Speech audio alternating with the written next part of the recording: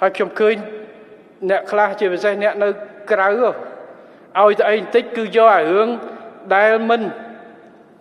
ចំណុចល្អដែលខ្លាំងពេលនេះយកមកហើយតែងតែភ្ជាប់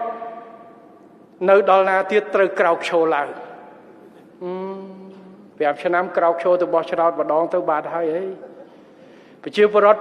80% បោះហើយគាត់ផ្ដល់លទ្ធភាពដើម្បីធ្វើការងារបន្តនៅប្រទេសប្រជាធិបតេយ្យទាំងអស់គេមិនដែលថាបោះហើយមួយឆ្នាំក្រោយបបួលគ្នាទៅតម្លាក់ធ្វើស្អីទៀតគេទុកឱកាសឲ្យរដ្ឋាភិបាលគ្មានរដ្ឋាភិបាលណានៅក្នុងពិភពលោកមិនប្រឈមបញ្ហាទេជឿចោះកៅអីនេះគឺជាកៅអីដោះស្រាយបញ្ហាកៅអីនេះគឺជាអីកាត់ដៅ